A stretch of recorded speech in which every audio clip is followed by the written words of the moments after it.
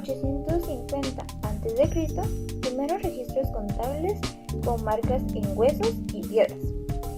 6000 a.C., en Sumeria se usaban las tablillas de arcilla para registros transaccionales. 5000 a 4500 a.C., Mesopotamia, avances en escritura cuneiforme para detalles económicos. 3600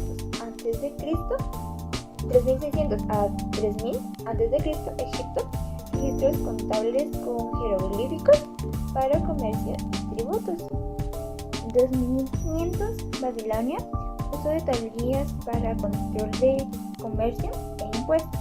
1800 a 400 a.C., Grecia, desarrollo del sistema contable para finanzas públicas y privadas. Siglo V a.C., avances en el control y auditoría de finanzas en Grecia. Siglo IV a.C., más técnicas contables en Grecia para administrar recursos. Y 325 a.C., Roma, técnicas contables romanas para manejar grandes transacciones. 476 después de Cristo, caída del Imperio Romano Occidental. Bizancio sigue usando y mejorando técnicas contables.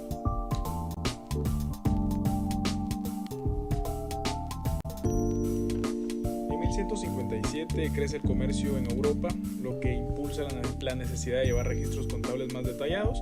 Esto marca un inicio en la transición hacia métodos contables más avanzados. En 1263, los mercaderes italianos comienzan a usar la partida doble con una técnica de registro tanto de los débitos como los créditos en las transacciones, mejorando un control financiero. De igual manera, en 1282 a 1290 se documenta en Génova y Florencia el uso regular de la partida doble. Este sistema se convierte en una herramienta esencial para los comerciantes, ayudándolos a organizar sus finanzas y operaciones. En Florencia, en 1327, uno de los centros comerciales más importantes de la época, se registran formalmente en los primeros usos de la contabilidad por la partida doble. Este método permite que los comerciantes puedan llevar un control más preciso de sus finanzas y de igual manera registrando simultáneamente lo que son las entradas y salidas de dinero. Pues en 1340, durante este periodo, los mercaderes perfeccionan lo que son sus métodos contables, enfocándose en la precisión de los registros de inventarios y transacciones. Eso es lo que permite tener un control más riguroso de sus bienes y mejorar la rentabilidad de sus operaciones, lo que nos lleva a 1458 con Benedetto Cotrulli. Este escribe lo que es el manuscrito de la Mercatura e del Mercante Perfetto, una obra que describe la contabilidad por partida doble. Aunque su libro no se publica inmediatamente, el manuscrito circula entre los comerciantes, influyendo en la adopción de mejores prácticas contables. Esto los ayudó bastante. Es como tener ellos un libro o un manual, ¿verdad? En 1492, en este año, el uso de la partida doble ya estaba ampliamente extendida por Italia. 2 años después, en 1494, Luca Pacioli publica lo que es Summa de Aritmetica, Geometria, Proportioni et Proportionalata, que incluye un tratado sobre la contabilidad. Este trabajo no solo sistematiza el uso de la partida doble, sino que también establece las bases para la contabilidad moderna, lo que nos lleva ya por último a lo que es 1547. Durante este periodo, la obra de Pacioli se difunde por toda Europa, consolidando la partida doble como el estándar contable. Su influencia es tan profunda que considera uno de los pilares fundamentales de la contabilidad como la conocemos.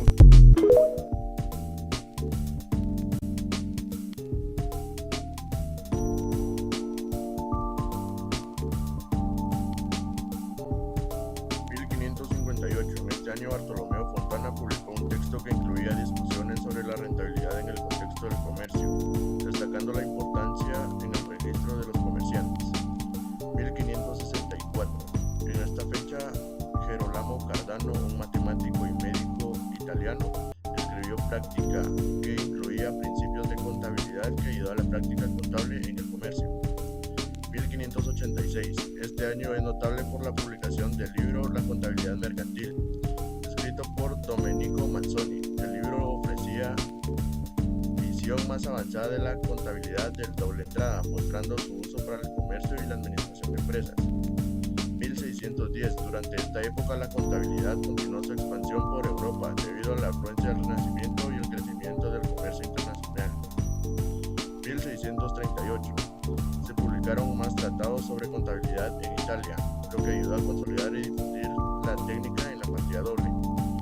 1656. En este año, Edward Hayton, un escritor inglés, publicó un manual para comerciantes que incluía métodos contables prácticos, lo que ayudó a difundir la rentabilidad de la partida doble en otros países. 1673. En Francia, el rey Luis XIV promulgó Code Savary, que estableció reglas para comerciantes, incluidas regulaciones sobre la teneduría de libros y la presentación de balances. 1675. Se desarrolló continuamente la contabilidad mercantil en Europa con la expansión del comercio internacional. Siglo XVIII. Durante el siglo XVIII la contabilidad comenzó a ser más formalizada y organizada, especialmente con el auge de la Revolución Industrial. 1709. James Dodson, un matemático inglés, comenzó a desarrollar teorías y técnicas sobre seguros y fianzas que luego influirían en la contabilidad. 1721. En este año, Richard Cantillon, un economista francés, comenzó a desarrollar ideas que conectaban la contabilidad con la economía, de examinar cómo los costos, ingresos, balances podían influir en las decisiones económicas.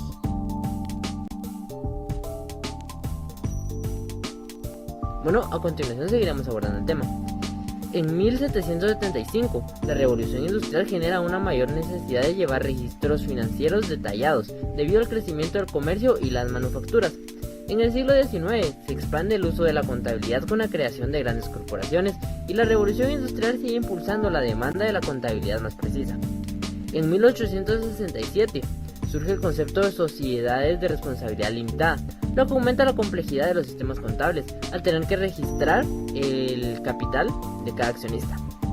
En 1873 sucede la crisis económica, conocida como el pánico de 1873, lo que lleva a una mayor regulación y transparencia en los informes financieros.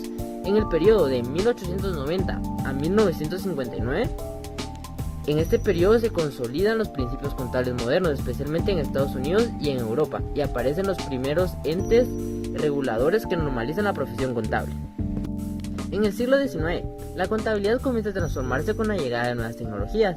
Además empiezan a surgir las primeras versiones de las normas internacionales de contabilidad, NIC, que son las precursoras de las actuales NIF. En 1959 se crea el Instituto Americano de Contadores Públicos Certificados, lo que impulsa la formalización de las normas contables. En 1969 comienza la introducción de los sistemas electrónicos en la contabilidad con las primeras calculadoras y computadoras que simplifican el registro y cálculo de datos financieros. En 1972 surge SAP, una de las primeras empresas en desarrollar un software de planificación de recursos empresariales, lo que revoluciona la gestión contable en las empresas.